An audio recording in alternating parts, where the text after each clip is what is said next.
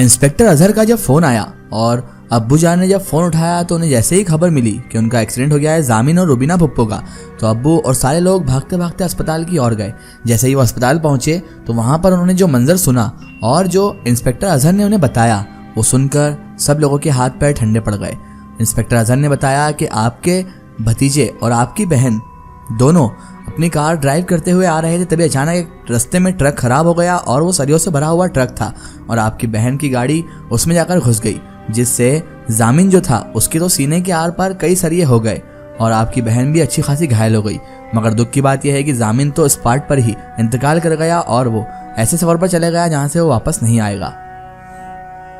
जैसे ही अब्बू ने यह सुना तो अब्बू माथा पकड़कर वहीं पर बैठ गए और कहने लगे, या अल्लाह, ये क्या हो गया। तभी घर वालों ने और अब्बू ने होश संभालते हुए इंस्पेक्टर साहब से पूछा, इंस्पेक्टर साहब हमारी बहन कहाँ है। तो इंस्पेक्टर साहब ने कहा कि वो अभी ऑपरेशन थिएटर में है, अंदर हैं, पता नहीं, आप बस उनके लिए दुआ कीजिए, सीरियस तो उनकी भी बहुत ज्यादा थी हालत। ऐसा बात सुनकर सबको जैसे सांप सूंघ गया था, सन्नाटा छा गया। सब बैठकर दुआएं करने लगे कि अल्लाह ताला रुबीना पुप्पो को सही सलामत बाहर ले आए। तभी थोड़ी देर बाद डॉक्टर ऑपरेशन थिएटर से बाहर आए तो सब लोग सारी बातें छोड़कर सीधे डॉक्टर साहब के पास गए और सब के सब सवाल करने लगे, रुबीना कैसी है। कोई बोलता रुबीना बाजी कैसी हैं, तो कोई कहता कि हमारी बहन कैसी है। डॉक्टर ने तसल्ली देते हुए कहा कि आप शांति रहिए और सर्जरी हो चुकी है, लेकिन दुख की बात यह है कि पेशेंट होश में आने के बजाय कोमा में चला गया है। जुबैदा के अब्बू तो ये खबर सुनकर वहीं पर कुर्सी पर निढाल हो गए बैठ गए। ताया, चाचू और अब्बू अस्पताल में रुक गए और जबरदस्ती सबको घर भेज दिया कि तुम लोग जाओ, हम यहीं पर हैं। और उसके बाद ताया और चाचू जान ने अब्बू को भी घर भेज दिया। जुबैदा के अब्बू को सबने जबरदस्ती दवाई देकर सुलाया। थोड़ी देर के लिए उसके बाद चाचा चाची दोनों अस्पताल वापस चले गए। दादी जान को जैसे चुप्पी लग गई थी, घर में जैसे मातम की फिजा छाई हुई थी। अम्मी और सारा यानी कि मैं दादी को सहन में बैठकर दिलासे दे रही थी। तभी जुबैदा की दादी रोते हुए बोली, जाने किस मनहूस की नजर लग गई मेरे खुशहाल घर को। और दादी ये कहकर रोने लग गईं।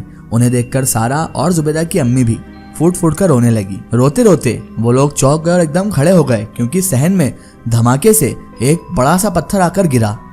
जैसे ही पत्थर गिरा तो ये लोग एक दूसरे को देखने लगी, इससे पहले कि उन्हें कुछ समझ में आता।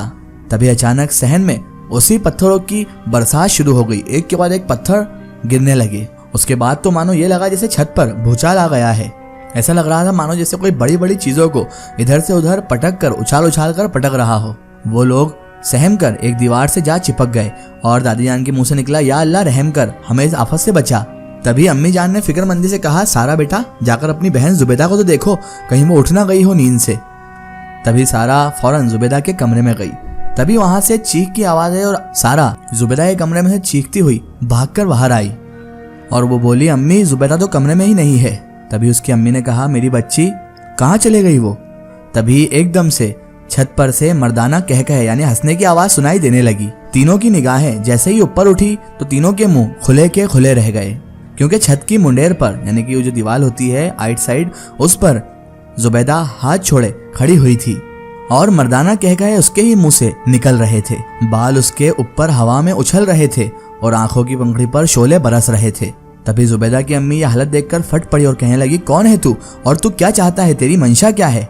तभी एकदम जुबैदा के मुंह से जो मर्दाना कह कहे निकल रहे थे वो रुक पड़े और वो कहने लगा, देख लिया अंजाम मेरे बीच में आने का, क्या मिला तुम सबको मेरे बीच में आने से। जुबैदा सिर्फ मेरी है और मैं इसे हर हाल में हर सूरत में अपने साथ लेकर ही जाऊंगा। जुबैदा ने ये बात अपना सीना ठोक कर कही थी। असली में वो जिन्नात जो उसके अंदर था वही ये बात बोल रहा था। तभी जुबैदा की अम्मी को गुस्सा आया और कहने लगे, ये मेरी बेटी है, नामुराद तेरी कोई अमानत नहीं है जो तू लेकर जाएगा, और तू ऐसे कैसे लेकर चले जाएगा मेरी बेटी को। उनका इतना कहना था कि अचानक उन्हें एक जोरदार झटका लगा और वो अपनी जगह से उठकर हवा में लहराने लगी और ऐसा लग रहा था मानो वो अपनी चोटी के बल लटक रही है, क्योंकि उन्हें किसी ने चुटिया के बल लटका दिया था। तकलीफ इतनी ज्यादा थी कि उनके मुंह से चीखें निकलने लगी और वो अपने आप को बचाने की नाकाम कोशिशें भी करने लगी।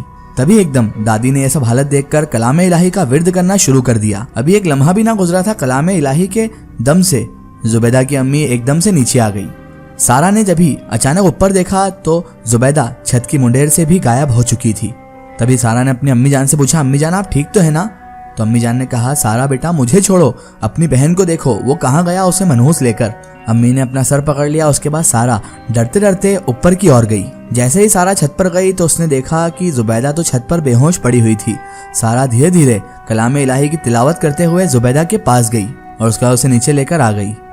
रात का वो न जाने कौन सा पहर था जब हॉस्पिटल से अचानक से कॉल आई कि रुबीना बेगम को होश न आ पाया और कोमा में ही उनका इंतकाल हो गया। जुबैदा के अब्बू को जैसे ही ये खबर लगी तो वो यकदम अस्पताल की ओर दौड़ पड़े और इधर दादी जान पर गशी के दौरे पड़ने लगे। वो संभाले ना संभल रही थी क्योंकि उनकी बेटी की मौत थी ये। तभी जुबैदा के वालिद अस्पताल गए। वहां पर चाचू, बड़े पापा और जुबैदा के वालिद ने अपनी बहन रुबीना को दफनाया और उसके बाद जुबैदा के अब्बू चुपचाप घर आकर एक कोने में बैठ गए। तभी दरवाजे पर एक फकीर ने सदा लगाई, खुदा के नाम पर कुछ दे दो। तो जुबैदा के अब्बू उठकर गए और उसे पैसे देने लगे। फकीर ने नोट लेते हुए जुबैदा के अब्बू का हाथ पकड़ लिया। जब अब्बू का हाथ उस फकीर ने पकड़ा तो अब्बू ने उसकी तरफ देखा तो वो बोला, और वो फकीर बोला वो अपना कहा जरूर करेगा। उस फकीर की निगाहें आसमान पर थी।